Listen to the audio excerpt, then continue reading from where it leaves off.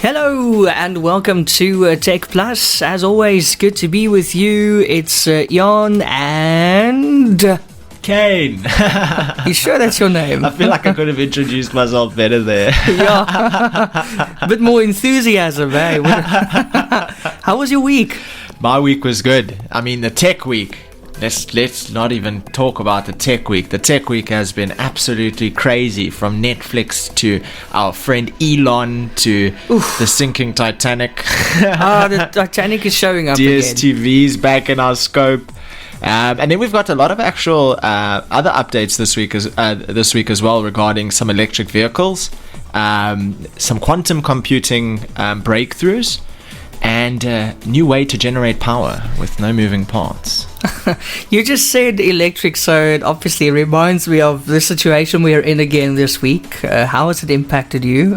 We've had a lot of load shedding this week. I mean, we went up to stage 4, then 3, and then soon 2. And then hopefully it will end. So they're coming down a bit. But stage 4, did you see that? I didn't see that one coming. A friend of mine in Cape Town told me that yesterday specifically he had 7.5 hours of no power. I mean, and the choice of timing is so weird. The schedule is bad, but you know what? I always say, if you have a schedule, look, if you have to switch off the lights, at least, the very least you can do is stick to the schedule. And that hasn't happened this week. Because how many nights did we wait for it to go off? We hurry, we freaking run around and stuff to get ready for 8 o'clock. 8 o'clock comes, nothing happens. And then 8:30 it happens. Or when was it last night? At 10 to 9.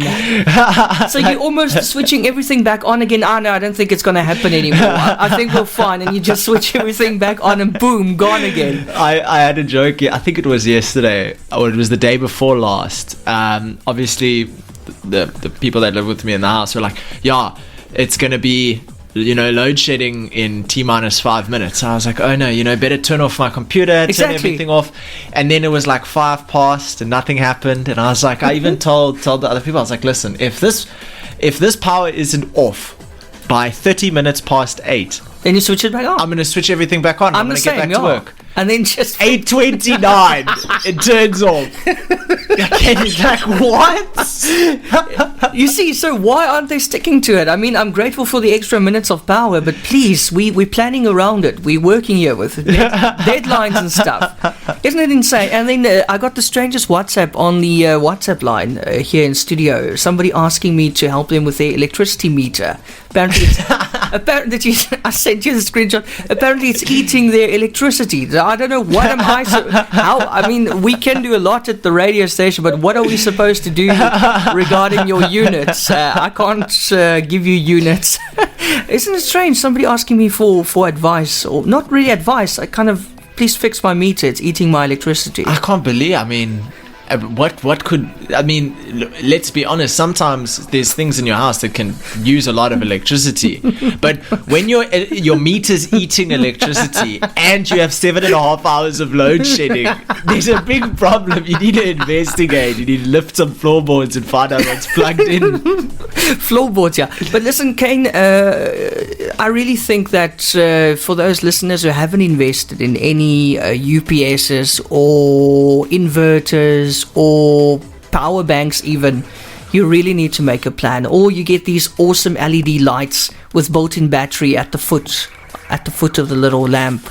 Oh, it's built into its components. So you put it into your light fixture, and while you're using it normally, it charges, and then when the lights go out, when it gets no power, then it switches to that little battery that's built in, and then you have light for 2 hours, which is basically your load shedding time. Yeah, I'd buy that. Yeah, I'd buy that. I got one of the first ones. It didn't work so well, and I also didn't like the cool white light. I like the warm white lights. Yeah. Because the cool white's so clinical. Yeah. But you get better ones now. They've improved, So the little battery is built into the little base of your lamp. lamp are there. This little, what do you call those batteries? Lithium ion. Yes, that's it. Thank you. Good one. So they how long do they operate for? 2 hours. Oh wow. Yeah, it could be 2.5 hours. Obviously, as time goes by, the battery wears out a bit. But Perfectly. it charges while you're using it normally. So, yeah, I think it's fantastic. Nice. I think the biggest downside of load shedding is sitting in the dark by candlelight or minimal lighting. But who is still sitting with candles? I mean, there's so many solutions out there right now. At least, the very least you can have is a LED flashlight or something, or a rechargeable light or something. Or the torch on your phone. There's no need for candles. It's very unless you want to be romantic, eh? Oh yeah. Yeah. I can't say because I'm romance and load shedding. Oh, population is getting out of hand, eh? But one thing that I was wondering, especially in regards to the load shedding scenario, is I don't think it's going to be stopping anytime soon. Oh, I'm so glad that you mentioned that, because I was going to talk to you about that. You know, people say no, just a bit more, and then it's over. And then a month or two we go with nothing, and then it comes back again. It's going to be with us forever, I'm telling you. No, one does not simply go to stage 4 load shedding and say the problem is going to be solved soon. No. Do you know how long we've had load shedding now in South Africa? I would guess 3 years. No, in total. Of all time? Since it started. The very first time it reared its ugly head in South Africa 5 years was ago. 14 years ago. What? Yes, and I double checked it. 14. What? 14. So if you cannot fix that problem that you have in 14 years, how are you going to fix it now?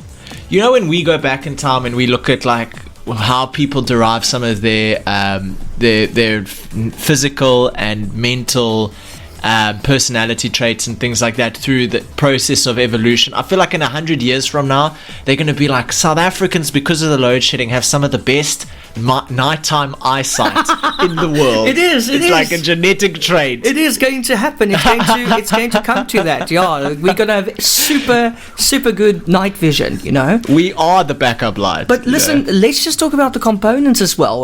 This week I know of 2 people who lost electronic appliances because of it, and expensive appliances. Same, yeah. What did you lose? You? Yeah. What did you lose? A screen. It was 7,500 Rand monitor. Again?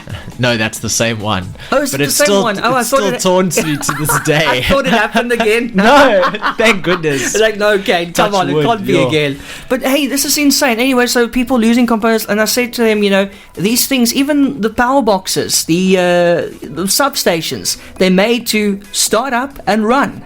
That's what they want to do. So when you on and off the whole time, it wears out the components. They don't like starting up all the time again. It wears them out. And then that's why you have all these substations, especially in Joburg, just exploding. And then those people are without power. Like there's a suburb now, they've been without electricity for 7 days already. Whoa. Because their substation exploded. Because these things aren't made to switch on and off all the time. No. People have lost geysers even. This week I know somebody lost a geyser. Those are expensive. Because of load shedding. It actually popped in his ceiling. So, you know, it's so bad for your appliances. Terrible. The best advice I can give you is invest in a surge protector plug. That's all I can tell you. And even that's not enough. You still need to run to those appliances and switch them off before load shedding. And switch them on just 10 minutes or so after the power came back on, because when the power comes back on, that's when you get the surge, not when it goes off. When it comes back on, that's when you get that surge, just enough to fry one of your components, and it's gone. And then you have to replace the whole thing. Unreal, hey? So be careful if you leave your TV and all those things on standby. Just run to the plugs. I know it's a lot of effort, especially if you live in a mansion. You better get the staff in the south wing. Oh my word, exactly. But there is hope. There's green energy coming. We're going to talk a little bit about the electric cars, but we've just there's been a breakthrough now where we've developed a heat engine with no moving parts. Now a steam engine has moving parts, and that's how it generates electricity. Mm-hmm. So this is an energy generation unit which has no moving parts. Wow! But it works with heat, and I'll explain to you how it works now. So this a heat engine with no moving parts has been developed by engineers at MIT, and the National Renewable Energy Laboratory. Their new demonstrations show that it converts heat to electricity with over 40% efficiency, a performance better than that of traditional steam turbines. The heat engine is a thermophotovoltaic cell, similar to a solar panel's cells, that passively captures high energy photons from a white-hot heat surface and converts them into electricity. The team's design can generate electricity from a heat source of between 1,900 to 2,400 degrees Celsius, or up to about 4,300 degrees Fahrenheit. Now, here's something interesting about heat. Did you know that cement is very difficult to manufacture because you need heat of, I think it's 2,000 degrees Celsius in order to manufacture cement? No. Yeah. Really? I heard such a thing, but there was an interesting initiative by a group overseas. Or it might have even been in Kimberley, but what they did was they used their solar panels to reflect sunlight to one place. Clever. And that one place could reach temperatures of 2,000 degrees Celsius. So you have a renewable way of manufacturing something like concrete, and this is similar to that, but not really. So the TPV cell will be used in a grid scale thermal battery. According to researchers, excess energy from renewable sources such as the sun would be absorbed by the system and stored heavily in heavily insulated banks of hot graphite. When the energy is needed, such as on cloudy days, TPV cells would convert the heat into electricity and send it to the power grid. With the new TPV cell, the team has now successfully demonstrated the main parts of the system in separate small-scale experiments. They are working to integrate the parts to demonstrate a fully operational system. From there, they hope to scale up the system to replace fossil fuel-driven power plants and enable a fully decarbonized power grid supplied entirely by renewable energy. Nice. It's a very big breakthrough in technology. We're yet to see it in a practical application. This is obviously all impractical. They haven't tested it on a proper grid, haven't tried to generate large amounts of electricity with it yet, but ultimately it's a step in the right direction of being able to generate renewable energy in a manner that beats that of something like a traditional steam turbine, which I think is very, very exciting. And another thing that I found very interesting was they mentioned, that renewable energy from the sun, for example, would be absorbed by the system and stored in heavily insulated banks of hot graphite. Now, there's always these conspiracies about Egypt and the pyramids and them potentially being used to create energy and utilize that energy like an advanced civilization before our time. All conspiracies, but one thing that they used a lot inside within their manufacturing process was graphite and graphene. They actually had graphene tombs, like hollow tombs that they thought were for burying bison, but in actuality it might not have been. And I just find it very interesting that the next step in technological evolution for power generation is utilizing a material the Egyptians used. That's quite something, considering they might have been extremely advanced. Yes. Absolutely. I see we've got our leaf blower back in town. I don't think the listeners can hear it this time because it's a little bit soft. But it means it's time for a music break. It's time for a music break. But listen, just before we do it, somebody sent me an article just now saying Eskom, it's a My Broadband article, saying Eskom used diesel with 626 million rand to prevent or minimize the impact of load shedding in the past 20 days. That 626 million rand of diesel is enough to fill 1 million Volkswagen Polos. Jeez. Woo! 1 million VW Polos. Yes. And now we wonder why petrol's also skyrocketing. Exactly, but there's good news on the petrol. I'll tell you after the music break. Let's get to the break. Okay, you just take your guest away. Here's a song by Bastille called Shut Off the Lights. We're referring to Eskom, of course.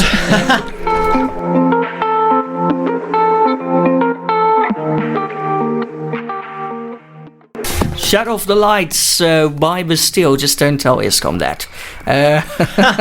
They've been doing enough of that for this past week. My goodness. But anyway, it was very interesting. We were a bit in a hurry to escort somebody off our premises momentarily.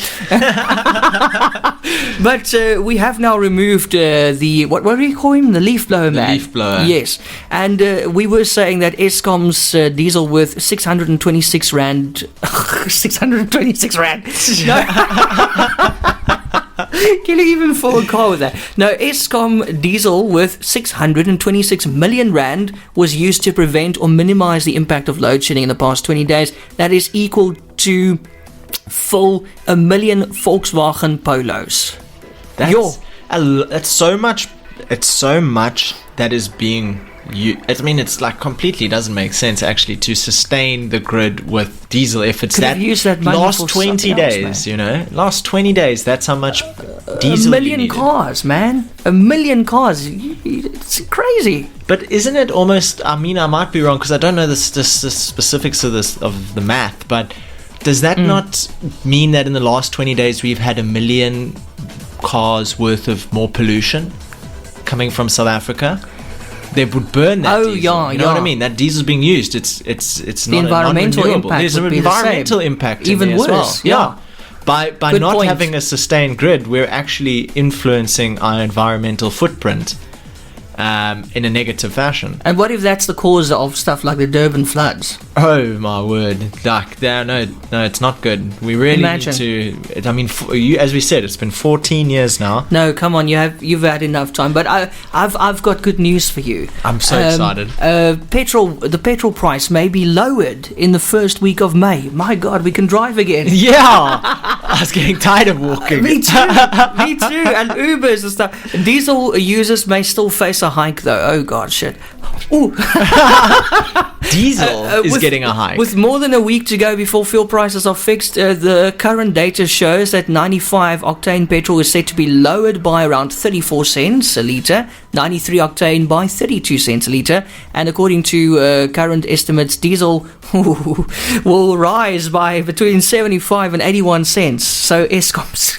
Well, I was about to say, nothing just rises without demand, and I think there's something that demanded a lot of diesel in the last 20 days. All your torches. I'm seeing something really bad.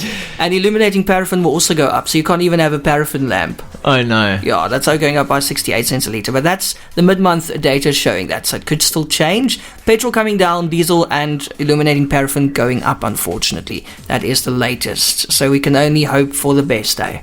We can only hope for the best. But I think, as our next story, Netflix had a little bit of a hiccup. What is happening with Netflix? Because when I think of Netflix, I think of this incredible brand that's doing so well and making so much money. And now you're telling me they're seeing a loss or something.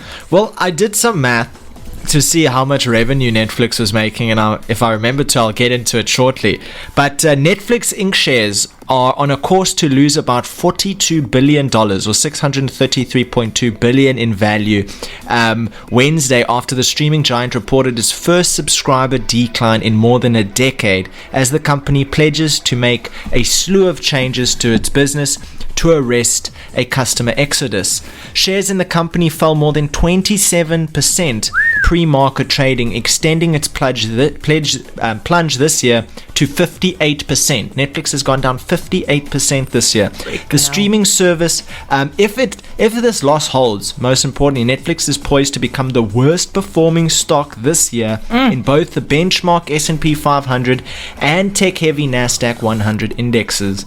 The streaming service shocked Wall Street by losing 200,000 customers in the first quarter, the first time it has shed subscribers since 2011.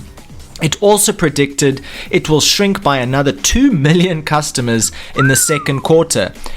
And this was something that Russ Mould said, who's investment director at AG Bell, which I don't actually agree with his statement. He says, a big problem with Netflix is that it's too easy to leave the service. Yeah. But just between you and me, don't make it hard for me to cancel my subscription. It's going to make me very angry. Yeah, you have to complete this puzzle thing first before you... And I laugh because, investment director says the problem is that it's too easy for people to leave. To save us from losing subscribers, we should make it harder for subscribers to leave. It's this maze that you have to go through. Do they mean practically or intrinsic value-wise? Because if they make it harder to leave the service, meaning you have to sign this or sign that or go through 10 pages or request or whatever, it just it deteriorates the product. Hopefully and it doesn't face the problem. Hopefully he didn't mean it like that. Yeah, I hope so, because subscribers are leaving for a reason, and it's not because it's so easy to leave. They're like, you know what, Netflix is actually so easy to leave, I'm going to leave it today. Because I can just push cancel subscription. It is quite easy. So consumers feeling the pinch from inflation will now be looking hard at their expenses, and streaming services are a quick way to save money. The drop in customers has led Netflix to break some of its long-standing rules. It will introduce a cheaper advertising supported option for subscribers in the next couple of years, and will start to crack down on people sharing their passwords even before that.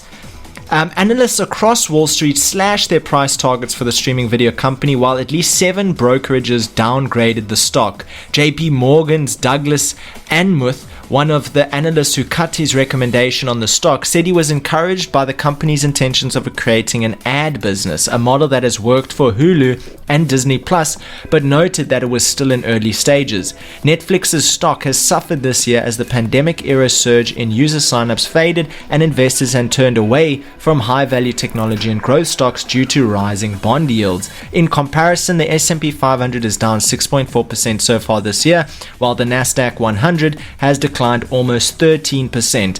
What Netflix actually came out to say was for the reason for some of the subscriber loss is it is because, and this is something I also don't agree with, they said, one, it's because of the pandemic. Right? Because of the pandemic, they weren't able to film, not being able to film makes a low volume of content, which is understandable. But that being said, companies like this, and I would especially hope so, are quite ahead of where we are currently. What we see isn't what they worked on this year. Exactly. You know? So obviously an error 2-3 years ago might only be showing up now. Like it is. And it is drying up. And another thing that they said, which is I almost completely disagree with, is they said because of account sharing. Oh, no, that sounds like DSTV. And now they want to implement rules to stop this account sharing. Say with DSTV limiting you to only one person streaming at a time. But when I see something like that, I feel it's greedy. Because it is greedy, it's like, let's say there's 4 people living in a household. Netflix wants every single person to have their own Netflix subscription. In an ideal world, that's what they want because it means more money. But to the household, it makes no sense. And why are you allowing people to create profiles then on your Netflix account? Yeah. What's that for? You can create 5 profiles. What is it not supposed to be your names? Is it supposed to be like horror, adventure, comedy, or depending on your mood or something. You're unhappy, and they put profile pictures there. What would be a horror profile picture rising around? Oh my gosh! So that last one really doesn't make sense. It's a clutch. But you know what? Yeah, you're right. But you know what? The people are picking up on it because, like on Facebook, Julie is saying, raise their prices. Their content besides the documentaries isn't good. It is taking forever for their better titles like Stranger Things. I've been a member of theirs since they first started with sending discs in the mail. Now, that's a long time ago. I put mine on hold now as I could save money and get free movies at the library or wanted to try any other TV shows on different services. And also Angela saying they raised their prices again and viewers are tightening their belts. Their show's productions were held up by COVID waves, deaths of staff and actors. I didn't even know that, leading to a huge lack of watchable content. And they also seem to throw money at bad programming the last few years. Leaving Russia will also costed another 1 million or so subscribers by summer. Increased competition factors into it too. Because now they've got Disney Plus also to contend with here in South Africa. Yeah, I did some math. Because I wanted to see, I was having a conversation with the people around me when I was reviewing this story, and one of the things that I actually said is, well, how much on Netflix has actually been worth it for me for watching? So we went through Netflix's recent releases over the last year or two, and we kind of picked the few things that I liked, you know, Jupiter's Legacy, Ozark, Yeah! Stranger Things. Ozark, yeah. You know, all these good shows that I really enjoyed. And I said, okay, well, based on the shows that I enjoyed over the last, let's say, 6 years, how much have I paid for that viewing experience over the last 6 years? And I calculated, now for half that time I was running with 2 accounts by mistake. I was paying for 2, but I didn't calculate that. I calculated only on 1 subscription. I've paid 10,800 Rand over the last 6 years for Netflix. And if you presented me with the question and said, would you like us to erase your memory so you can rewatch all these shows, it will cost just 10,500 Rand, I will say, hell no. Hell no. Not a chance. Same here, yeah. And then I thought, well, how much has 200 million subscribers aggregated them in revenue over the last 6 years? And it was something like, I think it was 2,160 billion or 2,160 billion dollars in the last 6 years. And then I said, sure, that's a lot of money. That's a lot of money to have brought in revenue, obviously not with expenses, but to bring in revenue over the last 6 years. How much did it cost them to produce one of their best shows, you know, something with a lot of CGI? And I took a look at Jupiter's Legacy, and I saw that they initially needed a budget of $9 million an episode. Cool. It was $12 million an episode, but Netflix agreed to $9 million an episode. And there's obviously quite a few episodes, and that gives you an idea of some of their costs, you know, for the most expensive stuff. So they do have to put out a lot of money, but the sheer amount of money that they've made doesn't validate to me that you shouldn't have shows right now. You should have been able to make a plan.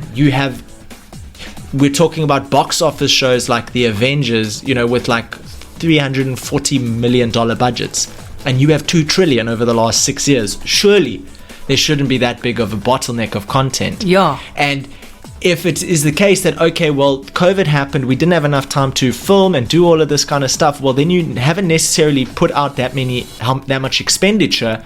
Why are you raising your Netflix subscription cost? It's like a lot of questions, and it kind of, if Netflix was a South African company, I'd say it's corrupt. Well, it can still be corrupt, but they will be in trouble here in South Africa because, as you know, Disney Plus is on their way, hey? And they're going in all in with the build-up to the launch on the 18th of May. I'm very excited. I will be getting a subscription. And they're actually listen to this, they're actually doing something especially for South Africans.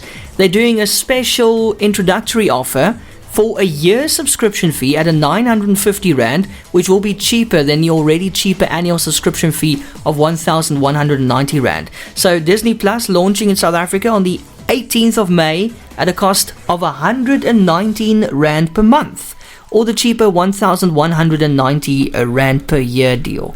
That's going to work out nicely if you do it per year. Yeah. How much will that be? And it's cheaper than Netflix. It is 1190 divided by 12. How much will you pay then per month? Have you got 1190 divided by 12 is about 102 Rand. Okay, so then you'll save 17 Rand per month if you pay in advance for a year.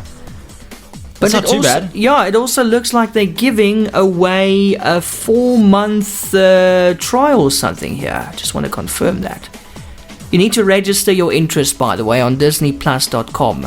In order to get access. Yes. I'm definitely going to do that. And you will be able to have 4 concurrent streams, 4K quality for selected titles, and the ability to set up 7 different profiles.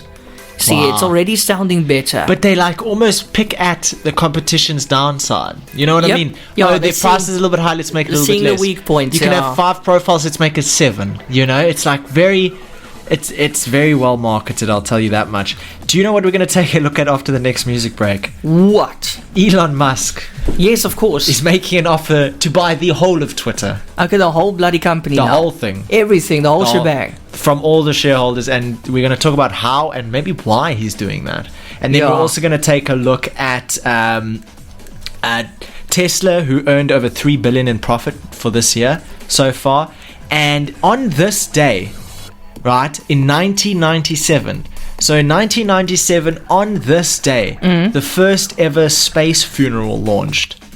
And we're going to talk about The that. first ever what? Space funeral. Space funeral. Yeah. What? I thought I was mishearing you there. What on earth? Okay, wait. We'll talk about it after the break. We're going to listen to the band Walk the Moon now, who followed me on freaking Instagram this week. That is crazy. I was like, hey, no, this is a scam. And I clicked on it and everything, and I saw that was the verified account. That is crazy. And they only follow 100 and something people. So it's like, why would Walk the Moon, the band, follow me on my personal Twitter? I didn't even post much.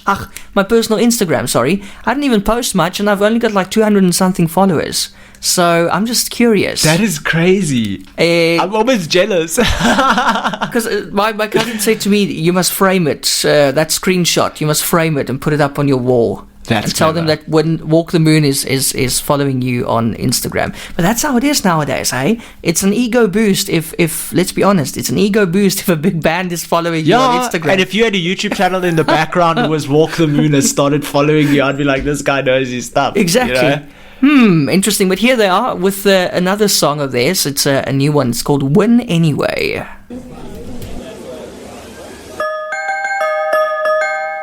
It's Walk the Moon with Win Anyway. I was so surprised, as I just said to Kaine this week, when I saw that this American band is actually following me on Instagram for some reason.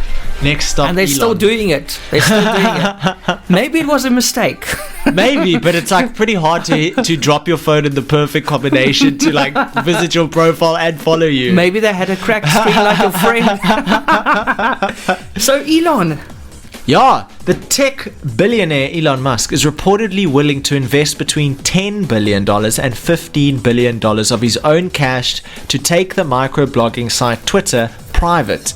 Media reports say Musk, who disclosed ownership in Twitter in a filing with the Securities and Exchange Commission, or SEC, earlier this month, has a 9.1% ownership stake in the platform currently, which is worth about $3.4 billion. Musk may also be willing to borrow against his current stake if necessary, a move that could possibly raise several billion additional dollars, citing sources the New York Post reported on Tuesday. The co-investors will combined have more equity than Musk, but he will be the biggest single holder, one of the sources was quoted saying. Nevertheless, it is mainly outside financing that will carry the bid for Musk, who has tapped Morgan Stanley to raise another $10 billion in debt against Twitter in the manner of a traditional leverage buyout.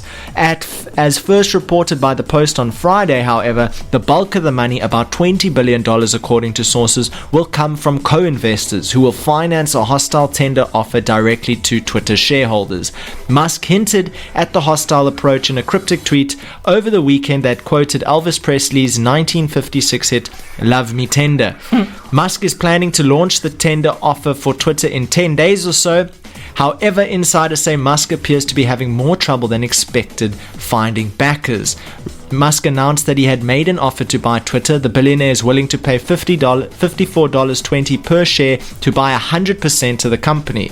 The all-cash offer will value the social network company at about $43 billion. He also acknowledged he was not sure if he would actually be able to buy Twitter, adding that there is a plan B if his initial offer is rejected. Meanwhile, Twitter has announced that its board of directors has unanimously adopted a limited duration shareholder rights plan following an unsolicited, non-binding proposal to acquire Twitter by Musk. Musk is going for Twitter. He started with owning 9.1%, and then he probably said, 9% is nice, but you know what would be really nice? 100%. That's what can happen. That's what you can do when you've got that amount of money. I mean, I was thinking about just that. I was like, these guys are living a completely different life. They like Musk. Oh yeah, no. Let me just drop $15 billion of my own money into Twitter. Meanwhile, I'm here like, that $100 I spent yesterday is hurting me still. Same here. But listen, that's insane. But I think that he really, all in all, if you read in what he's saying and you see his past tweets and all these statements, he doesn't believe in limits. Like, not even the sky is the limit with Elon Musk. Yeah. So for him to purchase Twitter, 100% of it is completely realistic. I mean, that he wants to go to Mars to create like a little town there. Yeah. And he wants to take people with, and he says everybody can afford it. If you start working now and saving up money, then you can go with him. He says it is doable. That's crazy. But he said that life on Mars won't be luxurious. It will be cramped, difficult, and hard work. So why would I want to go then? Be one of the first. Maybe you can take an NFT selfie. I don't want to. No, you can go, Kaine.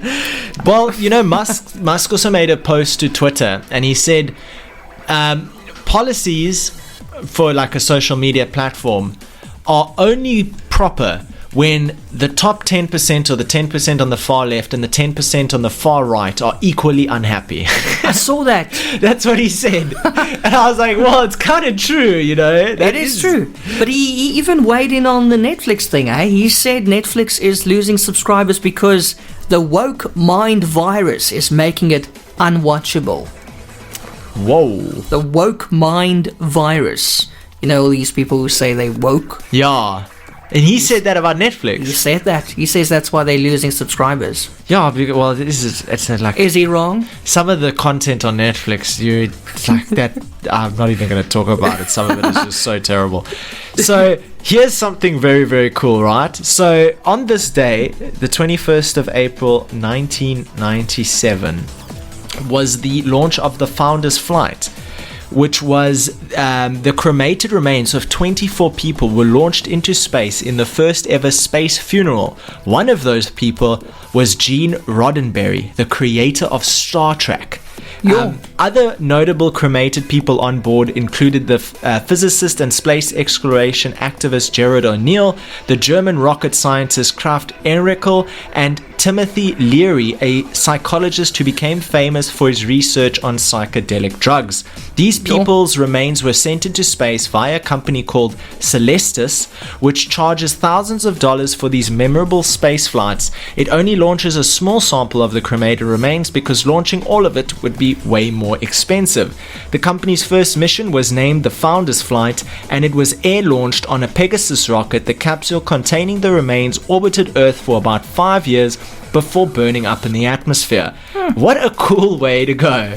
You know? Especially if you have interest, like most of those people had interest like the in creator space. of Star Trek. So now, exactly. How so now they're floating around there becoming space dust. I thought that was really cool. But when you said before the break, when you said a space funeral, I was thinking coffin and everything in space, and I was like, how are you keeping him in there? Is he not floating out?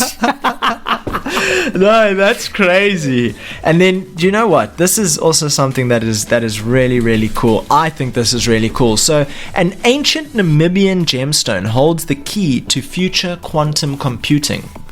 Now, this is going to go a little bit on the technical side, but bear with me here, because this is quite a phenomenal finding. Okay, I'm bearing with you. So, a special form of light made using an ancient Namibian gemstone could be the key to new light-based quantum computers, which could solve long-held scientific mysteries, according to a new research team led by the University of St. Andrews. The research, conducted in collaboration with scientists at Harvard University in the US, Macquarie University in Australia, and Aarhus University in Denmark, and published in Natural Materials, used a mined copious oxide Cu2O gemstone from Namibia to produce Rydberg polarizations, the largest hybrid particle of light and matter ever created. Now, this is still sounding very technical, but let me tell you what a Rydberg polarization is. The Rydberg polarization switch is the Rydberg polarization switch continually from light to matter and back again. In Rydberg polarizations, light and matter are like two sides of a coin, and the matter side is what makes polarizations interact with each other. This interaction is crucial because this is what allows the creation of quantum simulators, a special type of quantum computer, where information is stored in quantum bits. These quantum bits, unlike binary bits in classical computers that can only be 0 or 1, can take any value between 0 or 1. They can therefore store much more information and perform several processes simultaneously. This capability could allow quantum simulators to solve important mysteries of physics, chemistry, and biology. For example, how to make high-temperature superconductors for high-speed trains, how cheaper fertilizers could be made, potentially solving global hunger, or how proteins fold, making it easier to produce more effective drugs. So this is the kind of things that can be done with this technology. But it was found, they went onto eBay and bought this Namibian gemstone What? from eBay. From eBay? And then conducted the research. Oh my word. So okay, it goes to show that didn't- sometimes something you just wouldn't see value in Yes. can hold unprecedented technological opportunities. Yeah. And I thought that's I like really that. cool. A couple of scientists came together, bought a gemstone off of On eBay, I didn't even think Did that's some where math. they got it. made a breakthrough. Yo. That's so cool. And the breakthrough cool. is something that goes from matter, physical, tangible matter, to light, Yeah. and back and forth. That's mind blowing. I thought that was just crazy. That to is think crazy. about. I didn't even know about the eBay thing. Yeah, no. That was a bit of a shock to me now. You see, anything is possible. Eh? Anything goes in 2022. Exactly. And also, here we have something cool. So BMW has unveiled the electric 7 series. So we spoke about Audi coming out with an electric series. We spoke about other car manufacturers, and now we're talking about BMW, who's just unveiled And Mercedes theirs. as well, hey? Yeah, And they look so beautiful, very classy. beautiful Stunning looking cars, yeah. And you know Lincoln. Yes. Lincoln also released an electric vehicle, and I got it. As soon as I finish this aspect, I'm going to tell you about the Lincoln vehicle, because that's crazy. Okay, so BMW long tried to bill its flagship 7 Series sedan as the more fun to drive alternative to similar offerings from Mercedes-Benz. As the rivalry goes electric, the German manufacturer is trying to also win over people sitting in the back. The i7 unveiled on Wednesday boasts a luxurious interior that includes a flat screen lowering from the ceiling to entertain passengers in the rear. They also get more legroom because BMW made the car longer and wider, and the company plans to deliver the model, which starts at 135,000 euro or 2.2 million rand, and offers 625 kilometers of range. It's bigger than before and has more exhilarating entertainment you'll see in luxury cars, said the CEO Zipsy. It is the greatest offer BMW has ever made to the rear seat compartment. So unfortunately, they're a little bit late to the party. The Mercedes competitor has a range that's about 75 kilometers more than the BMW, but ultimately they're just trying to make the intro into the market. They're just trying to get some of that market share. So BMW will be coming out with their 7 Series, and then Lincoln, new electric car concept just came out that uses lo-fi beats and fragrances to elevate your state of mind. What? We're going to talk about it right now. Listen to this. This is crazy. So do you know who owns Lincoln? No. Ford. Oh, okay. Ford owns okay. Lincoln. So Ford makes Lincoln and obviously Ford vehicles. Yes. So this is obviously Ford's luxury brand. Yeah. So now we can get in the mindset luxury. Everything must be luxury. Yes. It's not over the top. It's luxury. Yes. Says it will release 4 new electric vehicles by 2026, by which point 50% of its global sales will be electric vehicles. The company also revealed its Lincoln Star concept as a way to introduce new design language that will come to define its upcoming electrified lineup. And what a concept it is. Carriage doors, a front that extends out like a drawer for added storage. Like, imagine the bumper of the front of your car coming out like a desk of drawers. My word. No, like we're talking weird stuff. Yo. A full suit of sensual interior moods and a sleek aerodynamic profile that feels more Faraday future than Ford. The Lincoln Star concept is designed to be the ultimate sanctuary for wealthy elites who prefer to be chauffeured through the teeming metropolises of the future. Lincoln has been mulling plans to electrify its portfolio for months. The company had hoped to work with buzzy EV startup Rivian on an electric SUV, but was thrown off those plans thanks to the pandemic. Later, though, Lincoln considered introducing at least 5 new battery-powered SUVs through 2026, according to a report in Reuters last February. That includes battery electric models to replace or supplement some of their other vehicles. That appears to be slightly pared back in this current iteration. 3 new fully electric vehicles by 2025 and a 4th by 2026. Lincoln also notes that it recently reported its best annual global sales in 21 years, up 7% over 2021. The company says it plans to build on its momentum with the recent launches of the all-new Zephyr in China and the new Navigator in North America. This particular model is also meant to excite customers about what's coming down the pike. The automaker claims the concept will use design, light, displays, scents, and sounds to create an immersive experience for clients. That will include 3 distinct mood settings that combine digital graphics, lighting, and a variety of fragrances to help transport passengers in a calmer state of mind. Wow, okay. Do you want to hear what some of these mood settings It's are? all going to be calm till the thing crashes, but anyway, let us hear about the moods. The first one is Coastal Morning.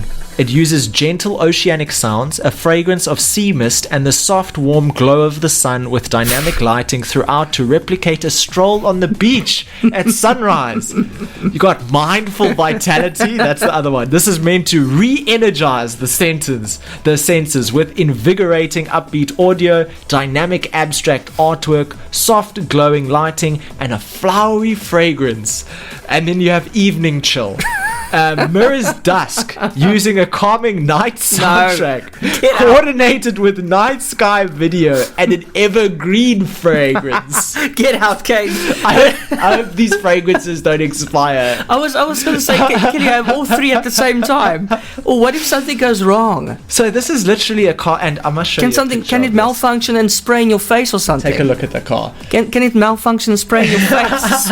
And yeah, but it does look like something from it's luxury. A space movie, luxury. eh? To give our viewers It's an idea of what to expect, it's beautiful. Looks like a big SUV, very minimalistic design. Oh, it's stunning, actually. The doors open towards the front and towards the back, so you can see the passenger seats at the back and the driver's and passenger seat in the front by opening both the doors. There's no metal in the way like a traditional car has 2 doors, you know. This is not the picture I had in my mind while you were describing it right now. No. Looking at those pictures, it looks much better. But I don't know about that mist and all that stuff sprayed in your face, eh? I don't know. I don't know how it will correlate. I mean, I think it's cool that they decided to create an atmosphere. I'd love to drive in this car. I think it looks absolutely beautiful as a concept car. Sometimes the concept cars don't quite come to, the physical world just as they hoped. It's very, very modern and slick. It looks so stylish. Nice. I'll tell you, if I got picked up in a car like this, or I saw a car like this driving past, it's electric, it's sleek, it's like an SUV sport model, its rims are fantastical. Which mood would you choose? Which mood would I choose? I don't know. It might be the dusk, where it mirrors dusk using a calming night soundtrack coordinated with a night sky video. Yeah, I don't want the sea mist. I think that's not going to smell too nice. No, and this is an evergreen fragrance, so maybe it's like a field of something. But like you said, hopefully those fragrances don't expire. No! Or like someone pranks you stickers. But I would probably go for the evening one, because I like the idea of getting in a car and you have like a starry night. Yeah, I like that one as well. I'm taking nice that one. And dark and same. Yeah, I would choose that. Same. Yeah. But I mean, you can expect this car to cost a lot of money. I mean, the company Ford is basically said that they expect to spend about $30 billion on electric vehicles throughout 2030. So they're putting big money in here, and this is one of the first really exciting looking luxury vehicle styles. Lincoln isn't known for like being a sports car. It's like very luxury. It's like Alfa Romeo kind of aspect, and it'll be really nice to see this kind of vehicle be real, but also be available commercial. Some of those features might be nice, internal lighting in your car. I'd love that sounds so cool. Everybody uses an air freshener, so the idea of scents isn't so out there, but the idea of programmable scent, where you can actually program a scent to fill inside of your car. It can be a new car smell, or it can be whatever, and you just push a few buttons and it goes. I love that idea. I love that idea. That's a really cool But obviously idea. people will abuse it again. Oh yeah. Oh yeah. Like people find a way to make weird smells, Yeah, or a sleepy thing that puts all your guests to sleep in the back of a car. No, I'm and then kidnap them. You see, I'm thinking ahead here. No, that is crazy. But that kind of sums up the majority of our updates for today, other than one which was quite crazy, which is Airbnb is suing an owner or the host of a Pittsburgh party.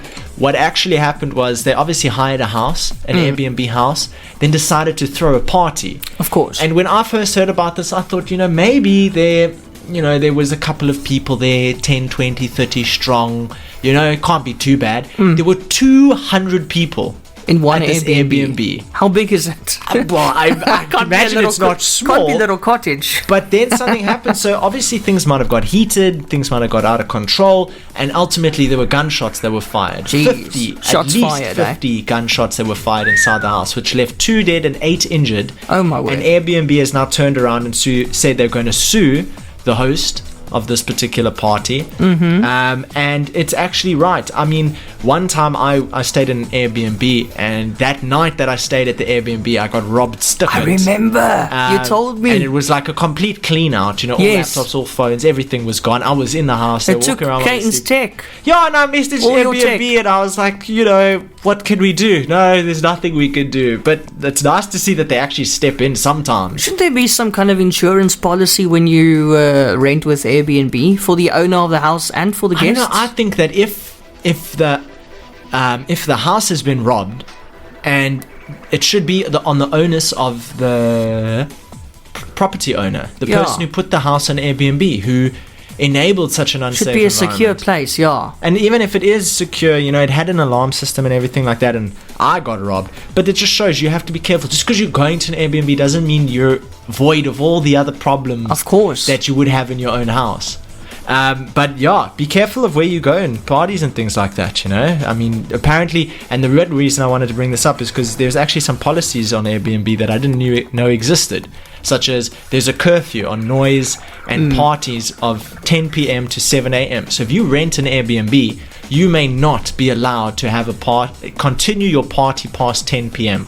Otherwise, you're breaking the rules of Airbnb. Like the party animals are going to watch the clock. Yeah, and I think Because by that stage, they're already so wasted, they can't even see the clock anymore. Dude, like 10 p.m. the party hasn't even started. Exactly. Yet. Who starts?